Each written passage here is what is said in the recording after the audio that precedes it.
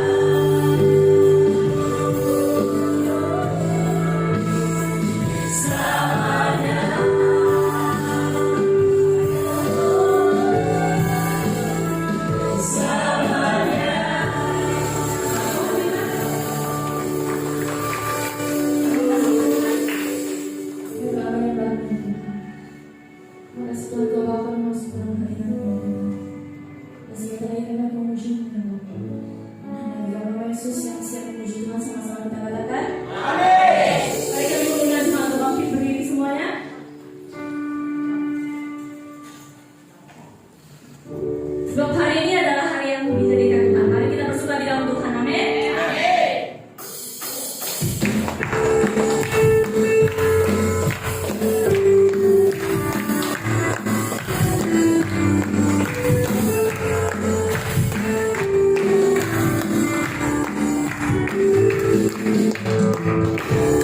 Hari ini hari yang telah dijadikan Tuhan. Mari kita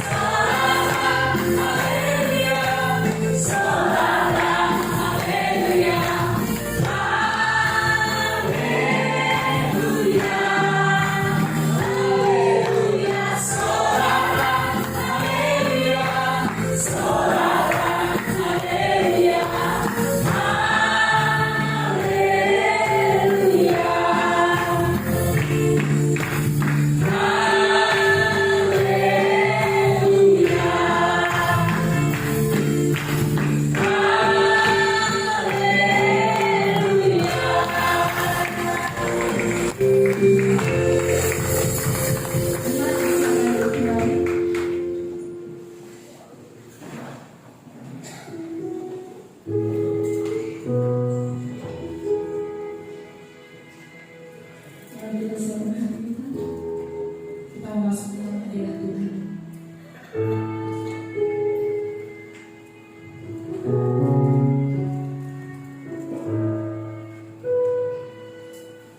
Hanya satu kerinduan kami,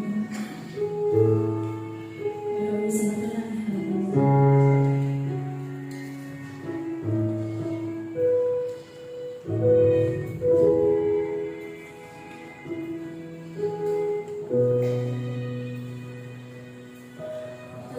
Sampai kapan hari hidupku andai kayaku ini tidak menentu, namun yang pasti perjalanan hidup ini berakhir di suatu saat nanti. Sebelum hari akhir hidupku tiba,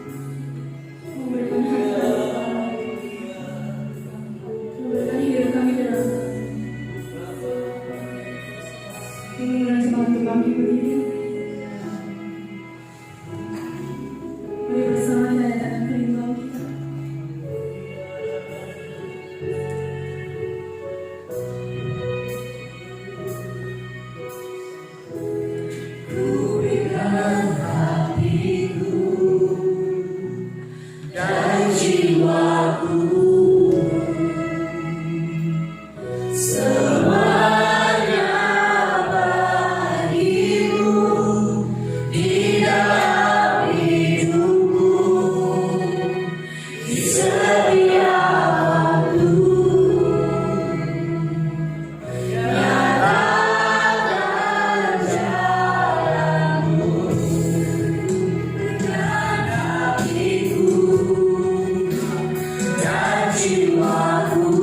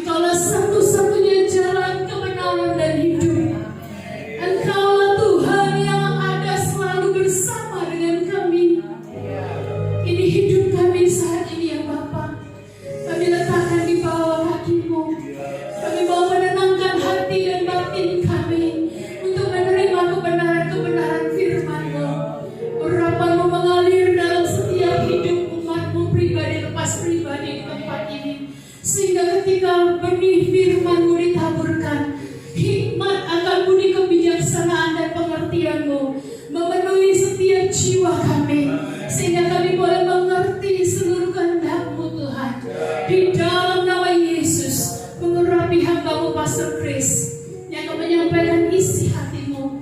Biarlah kehendak-Mu, perkataan-Mu Engkau taruhkan di dalam mulutnya dan bibirnya. Pakai dia dengan dahsyat untuk memberkati setiap umat-Mu di pagi hari ini Tuhan. Terima kasih ya Bapa. Di dalam nama Yesus kami siapkan hati kami untuk menerima firman-Mu. Haleluya. Sama-sama kita katakan amin.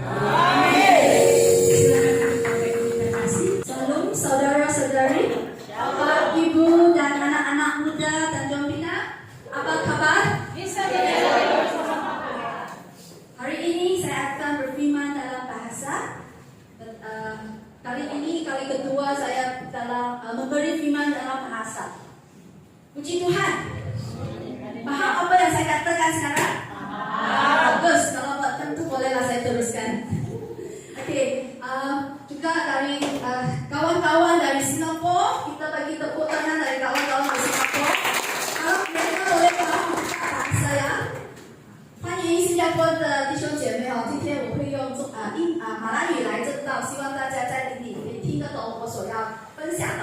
好，阿门。Marilah kita berdoa. Bapa Surgawi yang terkasih, saya menyerahkan waktu ini ke dalam tangan-Mu. Urapilah hamba-Mu, bukalah hati orang-orang yang mendengar apa yang Engkau ingin sampaikan kepada mereka. Biarlah hati mereka dilayani, roh mereka dipenuhi dengan sukacita-Mu, dan tuntunilah mereka dengan firman-Mu. Atas nama Tuhan Yesus kita berdoa. Amin. Amin. Saudara-saudari, tema yang ingin saya bagikan hari ini adalah bagaimana mengalami terobosan dalam hidup. Bagaimana mengalami terobosan dalam hidup. Terlebih dahulu, mari kita pahami apa itu terobosan. Apa itu terobosan? Terobosan adalah kemajuan mendadak yang membawa perubahan signifikan. Terobosan seringkali merupakan hasil dari mengatasi hambatan dan tantangan. Kita masing-masing memiliki rintangan dan tantangan dalam kehidupan yang perlu kita atasi dan terobos. Mungkin ada yang menghadapi hambatan fisik, emosional, lingkungan, dan rohani yang mencoba mencegah kita mengalami rencana terbaik Allah bagi kita.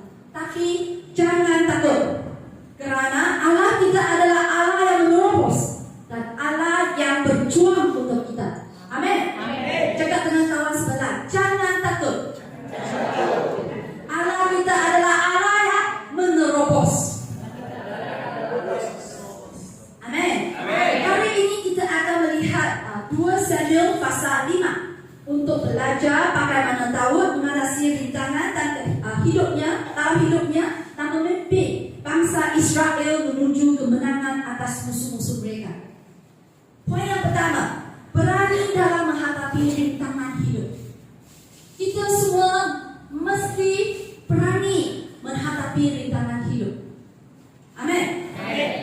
Marilah kita lihat firman Tuhan Alkitab 2 Samuel pasal 5 ayat 1 hingga 5. Lalu datanglah segala suku Israel kepada Daud di Hebron dan berkata, ketahuilah kami ini darah dagingmu. Telah lama ketika Saul memerintah atas kami, engkaulah yang memimpin segala gerakan orang Israel, dan Tuhan telah berfirman kepadamu, engkaulah yang harus menggembalakan umatku Israel, dan engkaulah yang menjadi raja atas Israel.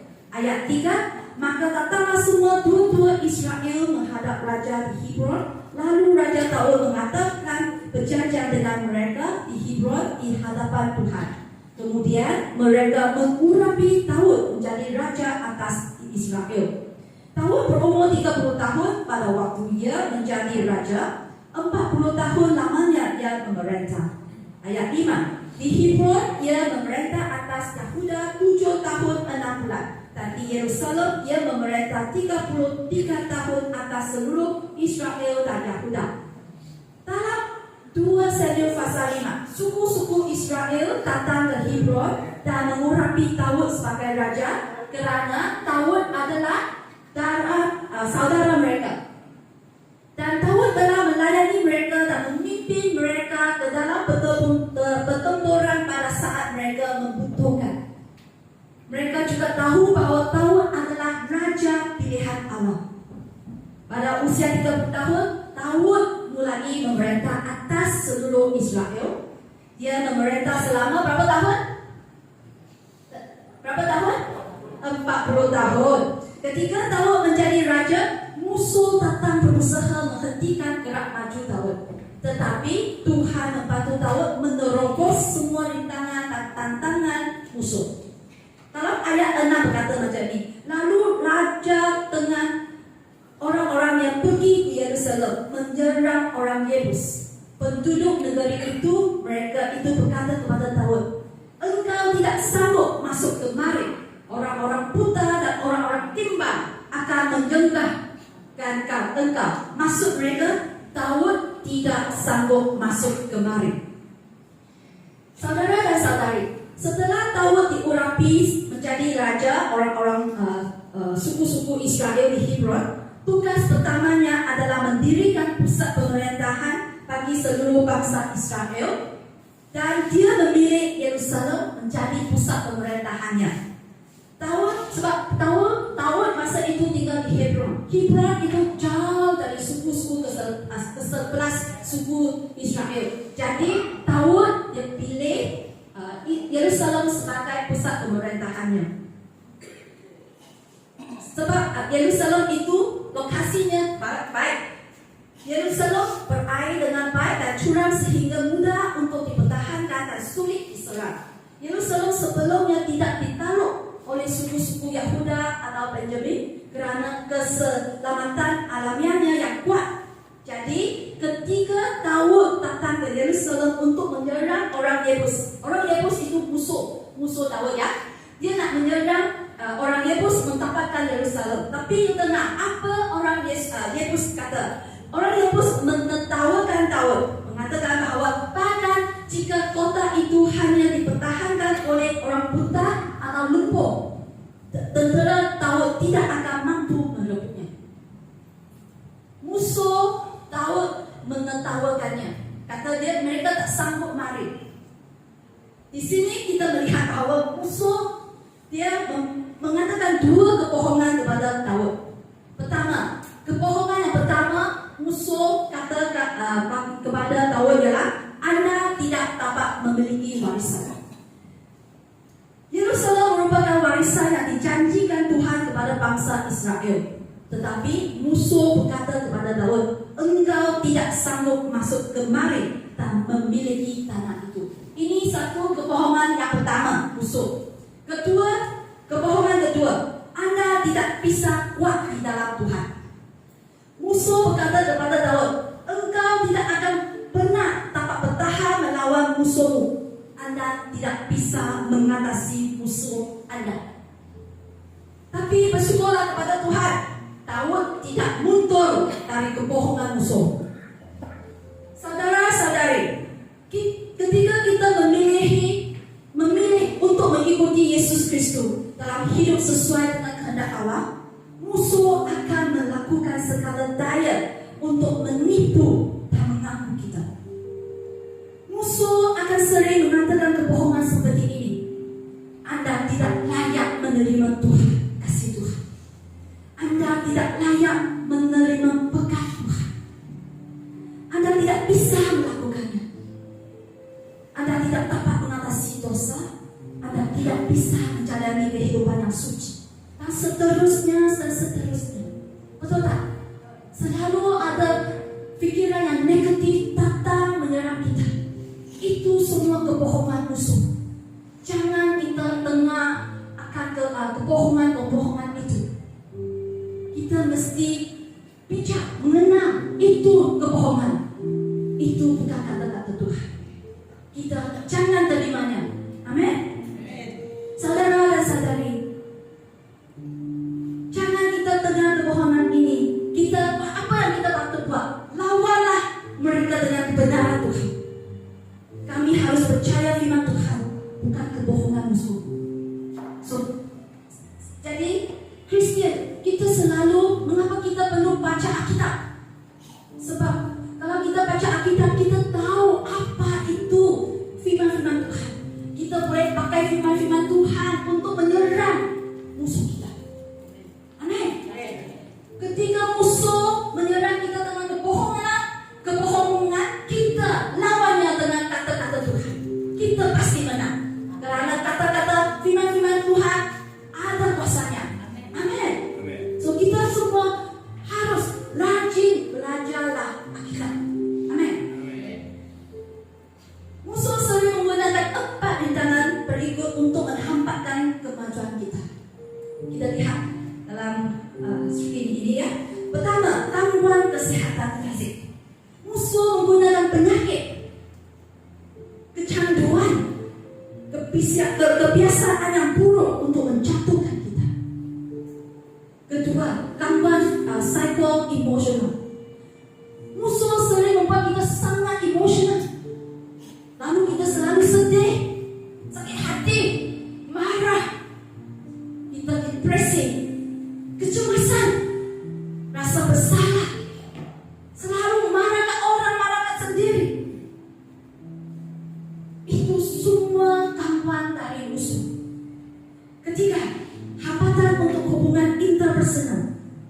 Kadang-kadang musuh juga akan menyebabkan kita terus-menerus menghadapi konflik antara ahli keluarga ataupun teman-teman baik kita. Ada tak? Sebenarnya keluarga baik, kasih mengasihi.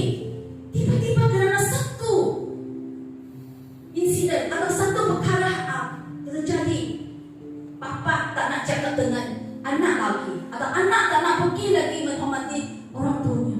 Itu kerja jahat musuh. Atau kawan-kawan kita semuanya baik, tiba-tiba kawan baik kita semua tak nak berkawan dengan kita. Itu gangguan dari musuh. Gangguan yang keempat, hambatan untuk kehidupan spiritual. Sebagai Kristian, kami semua ingin hidup spiritual baik, betul tak? Kita nak baca Alkitab, kita nak berdoa, tapi kita selalu merasa letih sepanjang waktu. Tidak ada minat untuk membaca Alkitab atau berdoa. Kita buka Alkitab, hati kita sudah melayang ke mana ke sini. Kita tak boleh fokus. Nak berdoa, kita pun pikiran kita pun melayang juga. Sering dibayangi oleh rasa takut dan ketidakpercayaan. Kita datang gereja, pendeta-pendeta berkhotbah, memberitahu anda, Tuhan kita berkuasa. Anda dengar, tapi tidak memahami. Dengar, tapi tak percaya. Itu gangguan musuh. Tidak memiliki semangat untuk melayani. You melayani sebab Pastor Ena panggil you jadi usher, you jadi usher. Jadi flag banner, you buat itu. You tak ada hati untuk melayani. Sebab apa? Sebab musuh gangguan spiritual, kehidupan spiritual anda. Saudara dan saudari, cuba pikirkan, apa kendala anda? Apa yang anda butuhkan untuk menerobos hidupmu, pikiranmu, emosimu, hubunganmu, keluarga kamu, dan pekerjaan kamu membutuhkan terobosan. Kehidupan rohani kita juga membutuhkan terobosan. Setiap Kristen kita perlu terobosan. Kita memang ada bidang-bidang, ada area yang kita perlu menerobos. Tiada siapa di sini kata saya okay, saya tak perlu menerobos mana-mana. Saya sudah bagus, cukup, mantap. No. Memang ada bidang, ada area dalam hidup kita yang kita perlu Tuhan membantu kita untuk menerobos. Amen. Dengan menerobos hambatan-hambatan ini, kita akan dapat maju ke depan dari standar yang Tuhan tetapkan bagi kita. Saudara dan saudari, mengadakan perlombaan rintangan. Tahu apa itu perlombaan rintangan? You lari-lari ada rintangan. Ini Olympic game ada kan? Lari ada rintangan, you kena lompat baru boleh lepas satu demi satu rintangan. Semua kehidupan kita memang ada seperti perlombaan rintangan. Ada yang kita tak tahu berapa banyakkah rintangan yang ada di depan kita. Mungkin ada memiliki sedikit rintangan, sementara yang lain mungkin memiliki banyak rintangan. Mungkin rintangan kita besar, hambatan besar, tapi ada yang kecil. Tidak peduli berapa banyak atau besarnya rintangan itu, di dalam Kristus, Tuhan Yesus Kristus, kita semua bisa melewatinya. Amin. Kita bisa melewatinya bukan kerana kita kuat. Kita bisa melewatinya kerana Tuhan kita adalah Maha Kuasa. Dia boleh membantu kita melewati segala rintangan dalam hidup kita. Amin. Tuhan izinkan rintangan dalam hidup kita adalah untuk melatih kita supaya bersabar, berani, tidak takut akan kesulitan. Jadi saudara dan saudari, jangan takut menghadapi rintangan. Jangan takut menghadapi rintangan. Jangan menganggap hambatan sebagai rintangan yang halangi Anda. Next slide. Biarkan itu menjadi peluang untuk melampaui dan meningkatkan. Jangan ada perasaan takut kerana ada halangan. Biarkan itu menjadi pengalaman yang memperkuatkan hidup Anda. Jangan berkecil hati oleh rintangan. Biarlah itu menjadi momen kuasa Tuhan. Amin. Tuhan ingin memberikan kita urapan terobosan untuk membebaskan kita dari kehidupan kita yang lama, tidak berdaya dan sakit hati. Tuhan mau kita menjalani amanat agung yang telah diberikannya kepada kita. Jadi hari ini khususnya kita perlu belajar 4 rahsia mengatasi rintangan. Bagaimana kita boleh mengatasi rintangan ini? Hari ini saya akan bagi 4 rahsianya. Rahsia yang pertama ialah Tuhan bersertamu. God is with you. First one, pertama, Tuhan bersertamu.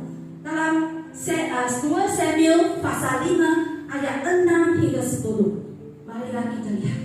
Lalu raja dengan orang-orang yang pergi ke Yerusalem menyerang orang Yebus, penduduk negeri itu. Mereka itu berkata kepada Daud, engkau tidak sanggup masuk kemari. Orang-orang buta dan orang-orang timbang akan menggenyahkan engkau.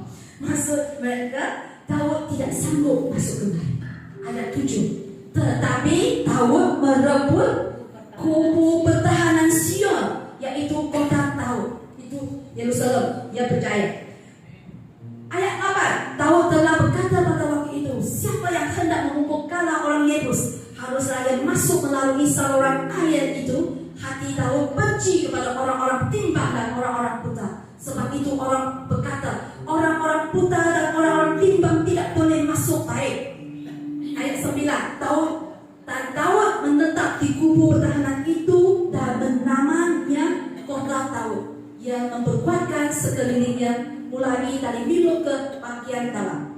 Ayat 10 sangat penting. Lalu makin lama makin besar kuasa Daud, sebab Tuhan Allah semesta alam menyertainya. Daud semakin kuat bukan kerana dia sendiri. Dia semakin kuat kerana Tuhan Allah semesta bersertanya. Saudara-saudari, bapak, ibu semua, anak-anak muda, selalu ingat Tuhan kita berkuasa. Tuhan berkuasa ini selalu beserta dengan kita. Kita bisa melewati apa saja rintangan di depan kita. Jangan takut. Orang Yebus yakin bahwa Daud tidak akan mampu mengalahkan mereka, kerana tidak ada yang berhasil merebut kota mereka selama bertahun-tahun. Namun benteng Sion, dan benteng Sion itu adalah kota atas Yerusalem. Daud mampu menakluk Yerusalem bukan kerana dia lebih berkuasa daripada Saul atau Joshua, tetapi kerana Tuhan bersertanya. Daud dikuatkan oleh hadirat dan berkat Tuhan. Saudara dan saudari, untuk mengatasi rintangan dan mengalami terobosan, pertama-tama kita harus terhubung dengan Tuhan dan memiliki kehadiran Tuhan dalam hidup kita. Kita perlu apa? Terhubung dengan Tuhan dan memiliki kehadiran Tuhan dalam hidup kita. Kehadiran Tuhan sangat penting. Di hadirat Tuhan ada energi yang tak terbatas dan urapan besar yang dapat menembus benteng dan rantai musuh. Amin. Tuhan adalah Tuhan yang beserta kita. Kita perlu menyadari bahwa Tuhan beserta kita sehingga kita tidak takut menghadapi tantangan. Yesus pernah berkata dalam Yohanes pasal 14 ayat 16, Aku akan minta kepada Bapa, dan Ia akan memberikan kepadamu seorang penolong yang lain, supaya Ia menyertai kamu selama-lamanya. Ini Roh Kudus. Roh Kudus penolong kita, menyertai kita selama-lamanya. Puji Tuhan, semua Kristian kita ada Roh Kudus yang selalu menyertai kita. Kita harus terhubung dengan Roh Kudus dan hidup di hadirat Tuhan. Mereka yang memiliki Tuhan, di hadirat mereka akan memiliki hikmat dan kuasa dari atas, dan akan mampu menjadi kuat dan berani dalam segala keadaan di mana mereka hidup. Saudara dan saudari, ketahuilah bahwa Tuhan menyertai kamu. Cakap dengan rakan sebelah, Tuhan menyertai kamu. Tuhan yang menyertai kami itu, Dia boleh menolong kita dan menyelamatkan kita. Kita dapat mengatasi semua rintangan. Dan mengapa kita perlu melewati semua rintangan ini? Sebab kita nak memasuki rencana Tuhan dan memiliki terobosan dalam hidup kita. Amin. Rahsia kedua ialah bertanya kepada Tuhan dalam segala hal. Bertanya kepada Tuhan dalam segala hal. 凡事寻求神。Whatever you do, seek the Lord. 2 Samuel pasal 5 ayat 17 hingga 19. Ketika didengar orang Filistin bahwa Daud telah diurapi menjadi raja atas Israel, maka majulah semua orang Filistin untuk menangkap Daud. Tetapi Daud mendengar hal itu, lalu ia pergi ke kubu pertahanan. Ayat 18, ketika orang Filistin itu datang dan mengejar di lembah Rephaim, bertanyalah Daud kepada Tuhan, apakah aku harus maju melawan orang Filistin itu? Akan kau serahkankah mereka ke dalam tanganku? Tuhan menjawab Daud, majulah, sebab aku pasti akan menyerahkan orang Filistin itu ke dalam tanganmu. Dalam kata Ibrani, Rephaim itu Hebrew Rephaim maksudnya raksasa, big giant. Orang Filistin tahu bahawa Daud telah membunuh Goliath bertahun-tahun sebelumnya, jadi mereka memutuskan untuk ditempatkan di lembah para raksasa, lembah Rephaim itu, untuk mengintimidasikan Daud. Dalam ayat 19 kita melihat sikap Daud. Dia tidak berlari di hadapan Tuhan, dia juga tidak lancap, juga tidak sombong. Dia tidak sombong kerana dia telah mengalahkan orang Yebus dan merebut Yerusalem.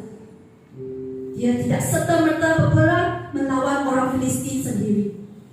Dia pergi lebih dulu dan bertanya kepada Tuhan. Saudara dan saudari, pernahkah anda bertanya kepada Tuhan tentang segala hal? Pernah? Segala hal. Karena Kristen selalu macam ini. Kita cuma tanya Tuhan hal yang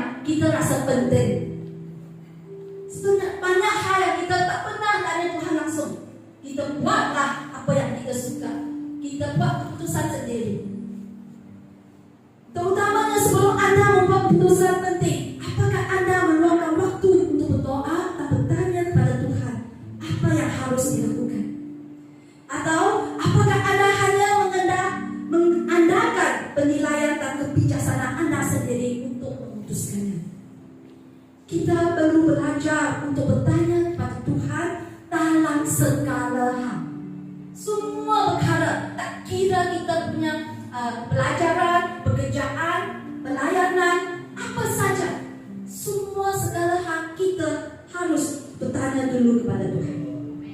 Amin. Apakah ada era kehidupan Anda yang belum Anda tebus? Apa itu hubungan Anda, keluarga Anda, kehidupan pernikahan Anda, atau apakah itu kehidupan spiritual Anda? Mungkinkah dalam bidang-bidang ini engkau belum datang kepada Tuhan untuk menangani dan menghadapinya, sehingga engkau tidak dalam menghadapi situasi yang sama, dalam lingkaran setan yang sama, dan tidak dapat menerobos. Sebelum Daud pergi berperang, dia bertanya kepada Tuhan. Dengan cara yang sama, kita perlu meminta Tuhan dalam segala hal, dan kita tidak bisa bertarung sendiri. Kita membutuhkan pimpinan Tuhan untuk membuat pilihan yang tepat. Pilihan yang tepat. Karena kita buat keputusan kita pilihan yang bagus. Pilihan yang bagus tidak berarti pilihan yang tepat. Kita nak Tuhan membimbing kita supaya kita boleh buat pilihan yang tepat, memutuskan lingkaran setan, keluar dari situasi dan menerobos rintangan yang telah ditempatkan musuh dalam hidup kita. Kita adalah pemenang. Hidup kita patutnya merayakan kemenangan macam Daud. Amin. Rahsia yang ketiga ialah percaya kepada kuasa Tuhan. Percayalah kepada kuasa Allah. Ayat 20 hingga 21. Lalu datanglah Daud di Baal Perasim, dan memukul mereka kalah di sana. Berkatalah ia, Tuhan telah menerobos musuhku di tempatku seperti air menerobos. Sebab itu orang menamakan tempat itu Baal Perasim.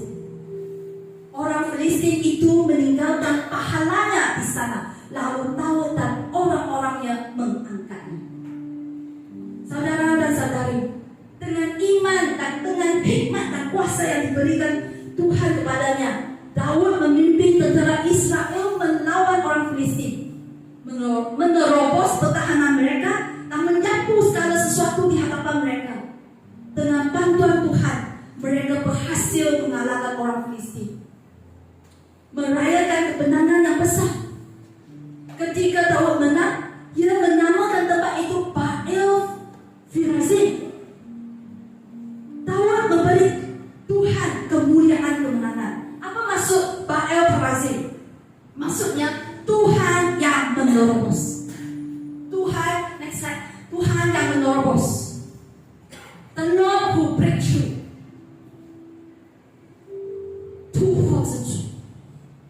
Tuhan kita adalah Tuhan yang menerobos.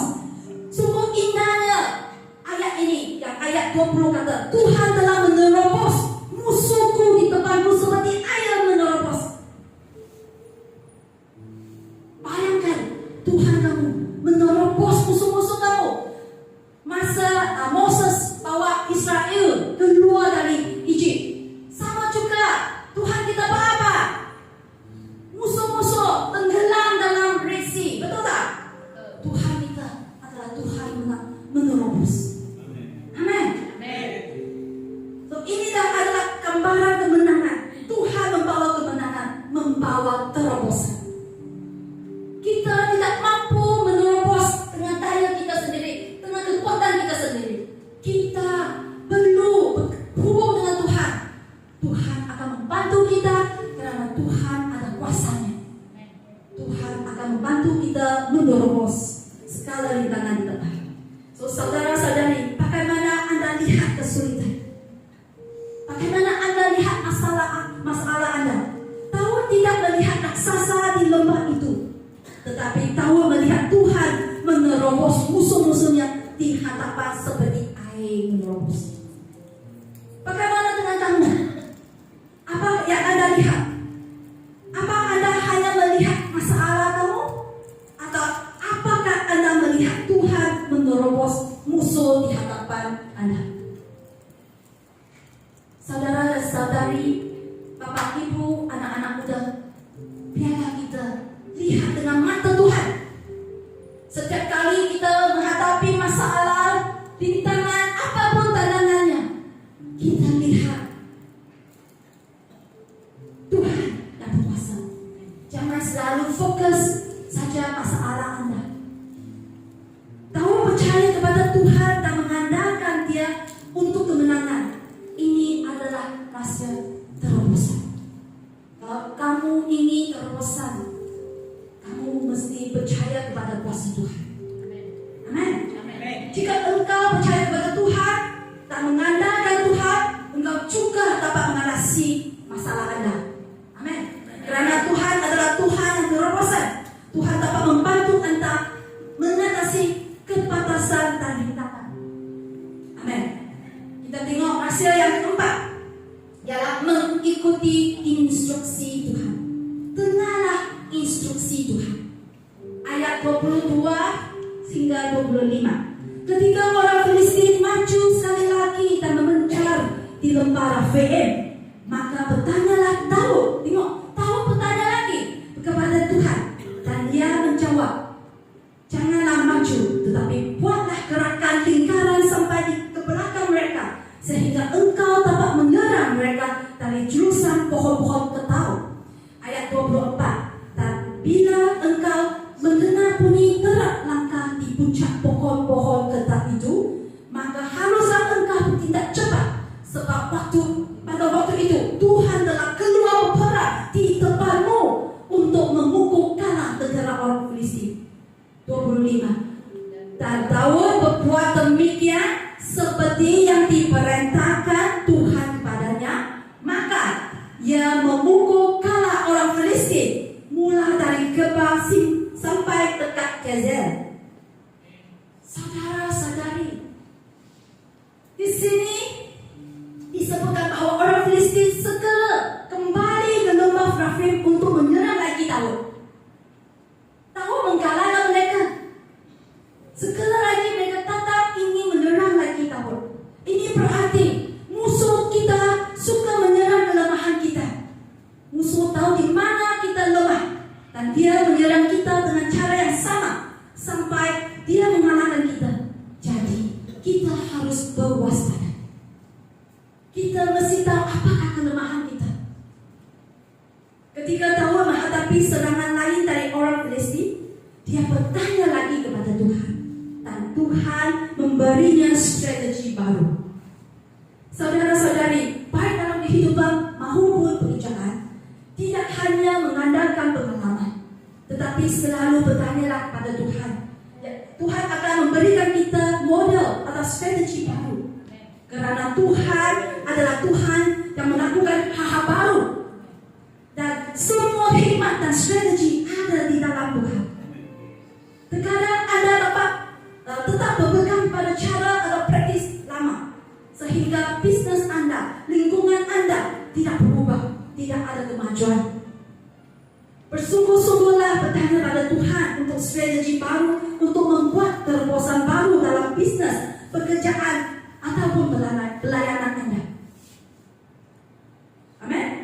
Dalam ayat 24, kita melihat bahwa Tuhan adalah Tuhan yang berjalan di depan kita. Tuhan yang bergerak untuk kita. Tuhan yang memimpin kita melalui terobosan. Tuhan bagi tahu kalau di tengah itu pohon-pohon tetap ada suara, maksudnya sekarang kenalah lawan musuh kamu, sebab Tuhan sudah berjalan di depan kamu. Itu sama juga saudara dan saudari. Masa kita, selalu kalau kita bertanya kepada Tuhan, Tuhan akan membimbing kita. Tuhan tidak jalan di belakang kita. Tuhan selalu membimbing kita. Dia jalan di depan kita. Apa yang kita mau buat, kita ikut saja. Kemana Tuhan pergi, itu jalan benar, itu jalan tepat, itu keputusan yang paling tepat sekali. Amin. Saya suka satu pendeta Korea, namanya Pastor David Ho Yonggi Cho. Masa saya beriman, saya selalu baca buku-bukunya. You tahu dia ini pendeta ini sungguh hebat.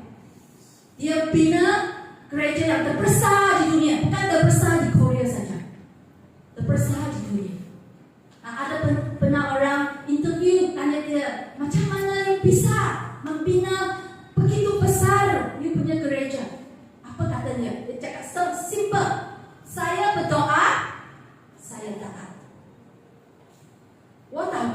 我顺服。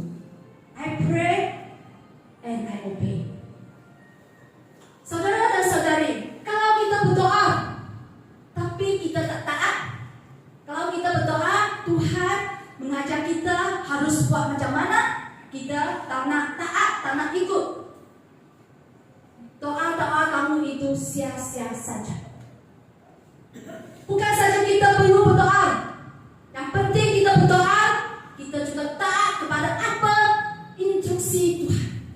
Itu rasa kemenangan. Sebenarnya tak susah, tapi apakah hati kita mahu mengikuti Tuhan? Apakah hati kita mau taat kepada Tuhan? Apakah hati kita mau percaya kepada Tuhan? Itu semua terserah dalam hati kita. Hubungan kita dengan Tuhan Yesus semua di sini, bukan di luar. Bukan bila you nyanyi worship, bukan bila you huici ini banner. Bukan ketaatan kamu kepada Tuhan. Semua ada dalam hati.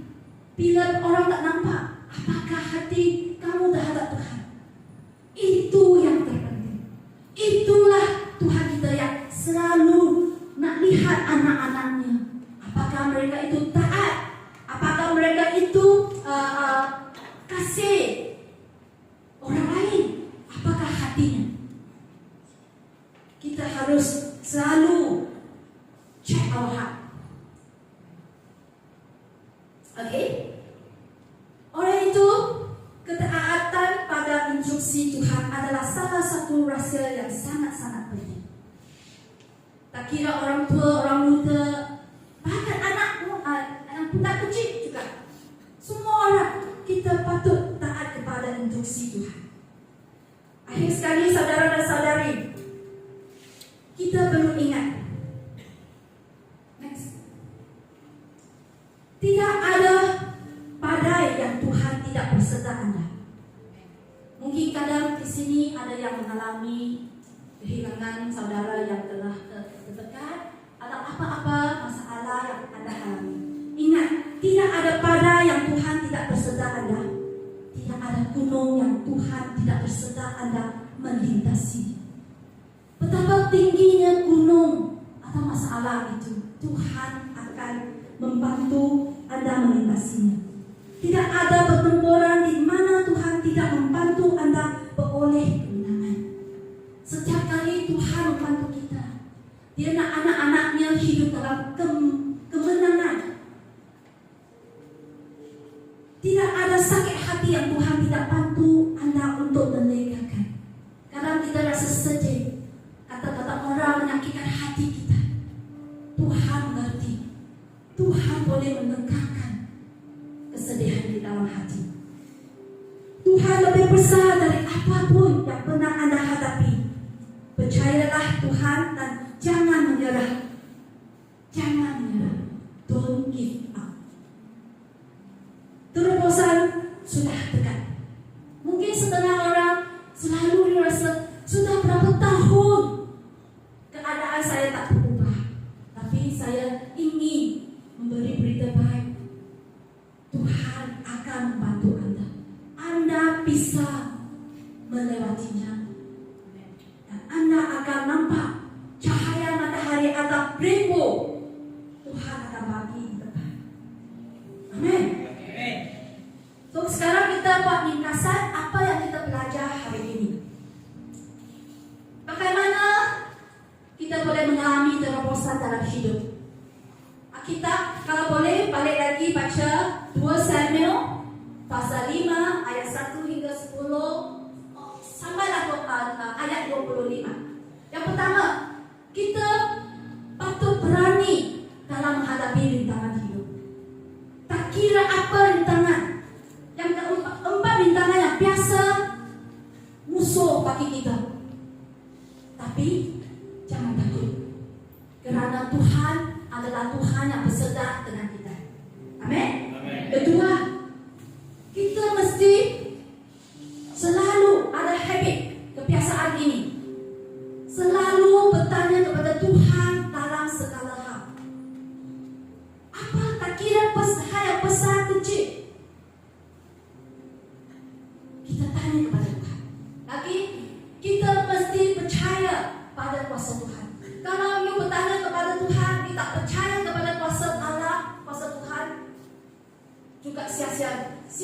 saja you bertanya kerana you tak percaya. Yang penting keempat, dengarlah instruksi Tuhan. Kalau Tuhan ada ajar, ada panggil you buat macam ini, buatlah, ikutilah, taatilah apa yang Tuhan kata dengan baik. Seperti Raja Daud, dia menang bukan kerana dia kuat, dia menang kerana dia percaya kepada Tuhan, percaya kepada kuasa Tuhan, dia bertanya kepada Tuhan, lalu dia ikut saja instruksi Tuhan. Hari ini apa yang saya ingin mengarahkan semua adalah Kristian, kita harus bangkit dari ketiduran, sleeping, awake. Jangan biar musuh you hampa you sini, pukul you sini, you tak tahu apa melawan. Kita ada kata-kata Tuhan, kita ada firman Tuhan, kita ada Tuhan yang berserta dengan kita. Kita mampu menjadi pejuang yang tentera army Tuhan yang kuat. Amin. Amin. Bolehkah kita sekalian kita berdiri, Bapak berdiri? Boleh, Pastor Anna. Hari ini kita nak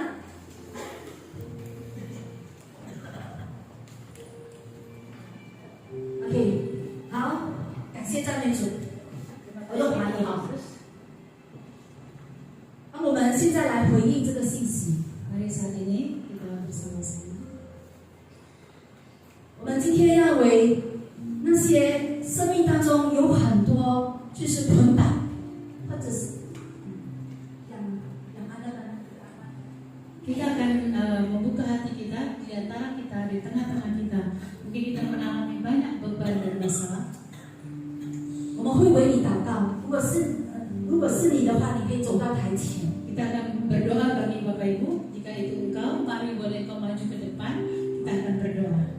还有一群人，就是他一直很想突破， Dan ada juga mungkin di antara Bapak Ibu yang merindukan terobosan, jalan keluar dalam persoalan hidupmu. 可今天神也要给你这个能力， Kita akan mendoakan agar kau mendapatkan jalan keluar itu. 所以你也可以走前来。 Engkau juga boleh berjalan ke depan. 当我们唱这首诗歌的时候， Ketika nanti penyembahan dinaikkan, 我们一起的来敬拜神， kita bersama-sama menyembah Tuhan. 然后呢，我们把我们自己的重担交给神， Kita membawa semua beban masalah kita kepada Tuhan. 然后我们求神来帮助我们， Dan kita memohon kepada Tuhan untuk menolong kita. 让我们可以有生命中有突破。 Agar setiap kita memperoleh terobosan hari ini. 然后我们一起来唱诗。 Amin. Mari kita naikkan lagu ini. Mari Bapak Ibu yang memiliki beban ingin didoakan dengan kasih Kristus, kami mengembang Bapak Ibu boleh maju ke depan. Nanti Pastor Chris dan hamba Tuhan yang lain juga akan mendoakan. Ibu Emi, mari maju ke depan.